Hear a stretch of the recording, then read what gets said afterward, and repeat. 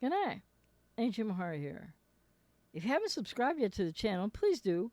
And subscribe and hit the notification bell. And always welcome your comments on any video. You're sharing your experience, agreeing to disagree. Uh, that's fine. Love to hear what people are thinking, and especially in response to the information I'm putting out there. Well, on this channel, what do you think? Uh, can you relate? Does it not really fit for you, etc.? So please subscribe, hit the notification bell. You know, so many people, when they're in a relationship with somebody with BPD, they become, with codependency, you want so much to have this relationship work out. And a lot of people become, maybe more so men than women, but I'm not going to say there's never been a woman who's become just this ATM machine, or like a vending machine for all of the borderline's needs. You're trying to meet them all. You might have many balls up in the air of what their issues are, what's going on, the drama, the chaos, the triggers, the trauma, and you're trying to fix it. You're trying to walk back whatever you said. It has nothing to do with why they're reacting and how they're treating you, and but you feel like it's so much your responsibility, and you just love this person based on the idealization phase and what you experience that to be, which what isn't what it really is. But with all of that going on, you're trying to love the borderline. Maybe they discarded you. Maybe they've ghosted you. Maybe you don't know what's going on. Maybe you're in the recycling relationships, which only means that every time you go back to the borderline, they're going to split you to devaluation and ghost or discard you again faster and faster. You're going to get less and less of the intermittent reinforcement that people want to go back for the good because the good is so good. But the more you do that, the less good there really is in total, and the more bad, just to put it in a simple way. So, do you find yourself just wanting to give to this borderline person? And some people, it's a BPD, it's a BPD parent. You're chasing after, still wanting to be seen and heard by them. You want to be loved by them because you didn't experience that in childhood, and it's really painful and complicated. The same with significant other relationships, or if you're dating a borderline right now and you're not married yet, and if you haven't moved in yet, what you really need to hear is when you commit to them. So when you're in a relationship and you're exclusively dating, which happens all too fast, right there it's going to start to get worse because the borderline is going to struggle more with the fear of engulfment and the fear of abandonment. And I mean, among other things. And so when you get exclusive or you bang together because everything's going great, and then they want to move in like in a day, a week, a month, like fast. Maybe not that fast. But often when they move in and you live together, what ratchets up is more the roller coaster starts spinning faster, and lo and behold, devaluation, splitting to devaluation, arguments, things that you're like, what happened? Everything was fine. Can happen more and more often. You're trying to resolve them. They don't have the communication skills. So what happens is you're putting more and more time and energy. You're getting exhausted already, let alone when it's a longer relationship.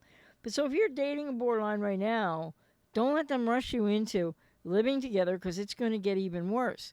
And then if you're living together, be really careful about safe sex practices because you need to know more before you want to have a child. If you're a man, you want to have a child with this or whatever. It doesn't matter. A woman, you need to know more before, whoops, you're pregnant. Or if you're a man, you need to know more before, like, whoops, she's pregnant.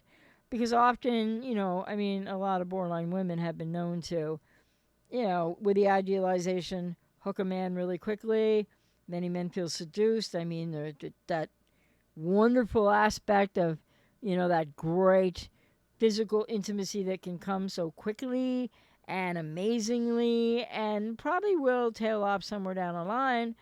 But sometimes from all of this really good, before you know what's happening, people end up either moving in, getting married, and or without the other two necessarily. Oh, she's pregnant. Now what? And believe me, that can seem like a happy moment, but it usually becomes a nightmare for people. Not that they're having a child. Children, of course, you would love any child that was your child. But try to do that in a healthy way with if the woman who gives birth to your child has BPD and maybe you didn't understand what was happening. So the message is really slow down, but it's too late for too many people, the slow down message, right? But if you're newer to this and you're just dating a borderline and for some reason you're Googling it already before you end up, having the female borderline get pregnant, or you as yourself as a woman with a BPD male, you getting pregnant, or before you move in, or before you get married, before even it's a committed relationship. You really got to give it time. But of course, like I said, there'll be some people that will matter to right now because they're newer to the search and to the understanding. But for so many of you, that genie left the bottle a long time ago, right? You dated them, it was quick. The physical relations were great. Maybe a baby came along or two or not. You lived together really quickly. Maybe you got married, maybe you didn't. But these relationships just don't work out. And people with codependency and what you're doing is working overtime. And for two people, you're like an ATM machine because they need everything, whether that involves money or just emotional things or not. It's just a metaphor for what's not about actual money.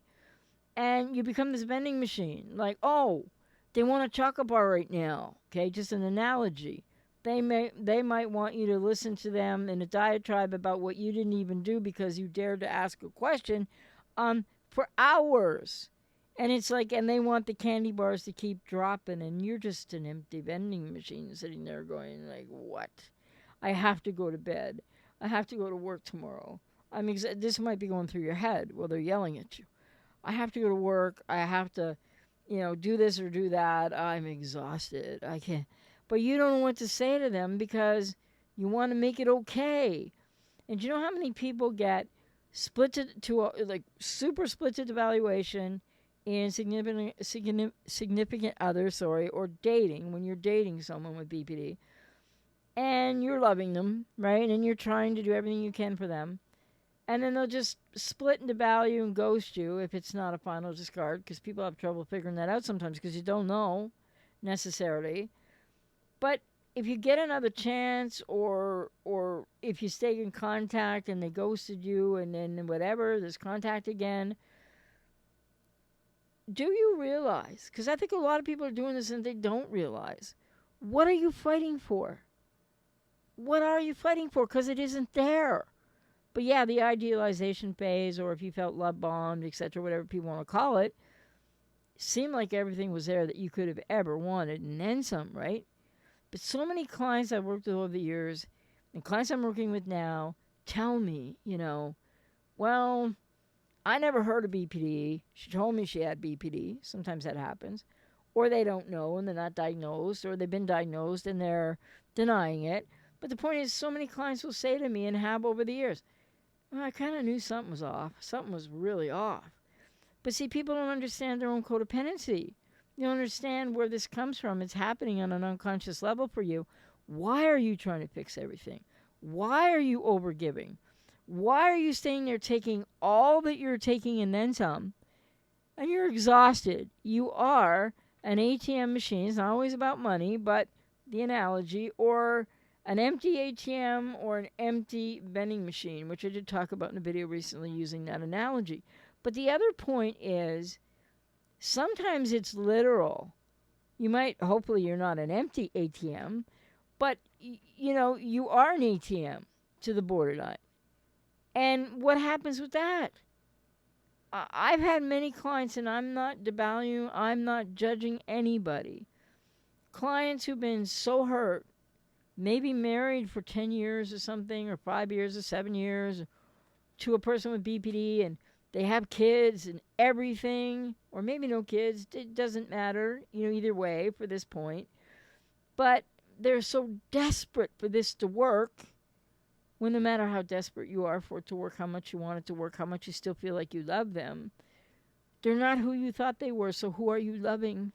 Because you keep fighting to try to change them so they could maybe be who you thought they were, or who you might say they made you think they were.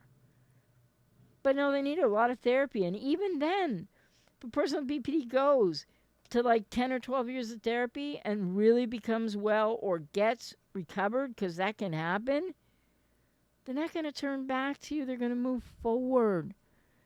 And so there's no panacea of, if only they'll get all this therapy and change and be who I thought they were, or be who I need them to be. Because you know what you have to accept, and radically accept, and it hurts like hell if you're a codependent right now.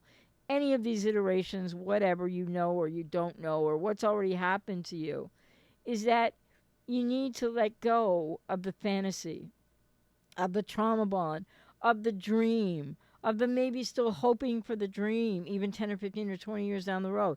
We're going to get back together. They'll get therapy. What does this amount to?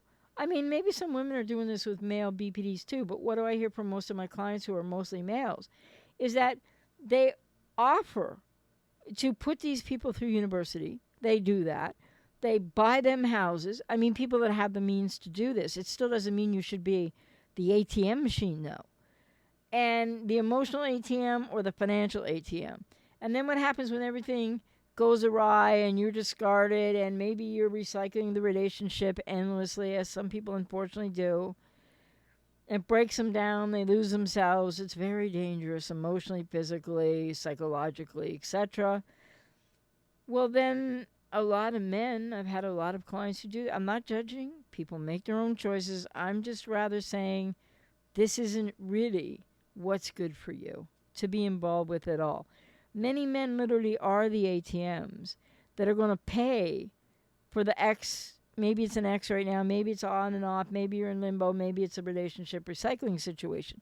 Now you're going to pay for your borderline partner, X, like I said, whatever, to go to therapy, because you're that invested. This is what codependency really is. You're that invested in changing somebody so they can be who you need them to be. Yes, who you desire them to be and who you want them to be. But don't forget the first thing I said, who you need them to be. Because you have woundedness you're carrying inside of you that you actually do need from them. Things that they have no ability, no understanding of. And then a lot of people end up being, some bug in here, a lot of people end up being the literal financial ATM. And I can't even begin to tell you, with working with clients, I'm going into it's my 34th year, so getting through that to almost 35 years, about 34 and a half at the moment, working with all these different clients all this time. And things have morphed, and things are different now than when I first started with people with BPD, and with more people understanding about codependency. But so many, especially men, with a borderline girlfriend, partner, maybe in common law, or wife, or ex-wife, or whatever the case is now, are becoming the literal ATM of trying to fund the therapy because you so believe, I'm not saying it's impossible, but it doesn't happen that often, statistically, that you believe this person's going to get in the right type of modality of treatment, actually open to the process, stick with the process, which is not like DBT for a year, DBT for 2 years. Because if they do that, great. Then they should move on to psychodynamic therapy, and that could be another 8 to 10 years. So the point is, this is what codependency is about. And this is how it affects people who don't like the word, or who don't understand what it means in their own individual lives. I'm out here to work with you. If I resonate with you, I can really help you with that. and also help you on a journey of healing recovery from wherever you're at right now. You might be like, I'm not sure it's over. I'm recycling. I have many clients telling me they're paying for their BPDX's therapy. And then, the more we talk and the more I work with clients, and they say, but, it dawns, because I don't say it. I'm not trying to control anybody or control your choices if you're working with me. But they'll say, it dawns on me, and then they ask me, what do I think, right? And then, of course, there's what I know. I can't know about every single person, but there's the statistics, which aren't always accurate. But the highest number of people with BPD are not going to get help. Or they'll go, but they're not going to be in the right modality, and they're not really getting help. Or and then they'll weaponize that therapy against you, and you're the one who's paying for it too, because you really want this person to be who you need, desire, and want them to be, and who you thought they were. Because now you're in love with a person who doesn't even exist. And that's brutal. I mean, that's beyond brutal. And so people are funding this and just being that literal ATM. And guess what? If it pays off in about 5% of cases, if even, there's no guarantee that the relationship works out for you. Could be somebody with BPD goes on and heals and recovers if they're in the right modality of treatment and they stick with it over a long period of time, because they're not just going to age out. So the point is, are you an empty vending machine right now, thinking about emotionally? It doesn't have to be a vending machine full of chocolate bars and chips. It's just an analogy. Are you an emotional ATM right now, almost running on empty or running on empty? Or are you a literal ATM machine right now who is so hurt and so against all odds wanting this borderline to be who you thought they were, wanting them to get it together, wanting this relationship to go on, which, by the way, can't even work if they get treated, and they can heal and recover if you don't get treated and heal and recover from codependency and the damage done by them in the relationship. It's quite the fantasy out there, I hate to tell you, ladies and gentlemen, to think that you can be the ATM now and pay for their therapy or keep cajoling them to go to therapy, because if they're not going for themselves, it's really going to impact any success they can have too. And you want so badly for this relationship to work because of the intermittent reinforcement of the trauma bond, which is when it's good. And the longer and the further you are into this relationship, the recycling, the on-off, the limbo, etc., the reverse Hoover, the hover, the back and forth, the less likely that there's ever going to be a chance, because there isn't really a chance from the get-go. Minuscule at best, I don't know, 0.1 or 0.000.1%. I don't know. 3% maybe. They're not good odds to invest in when you need to invest in healing yourself so that you can break this trauma bond. Because what codependents do is try to do everything on earth at your own peril, losing yourself. It's not just a borderline, it makes you lose yourself. That's a big part. And then there's what you do to you, because you're not thinking about you. You're abandoning you while you sacrifice to try to get through to them. Get them to therapy, get them to change. And we can't make or help or push or cajole or pay enough money, more often than not, to get any return on all of those things, that the person changes to become who you thought they were, who you need them to be, who you desire them to be. And if, in fact, they do heal and recover and go down the road, they're not going to turn back to you.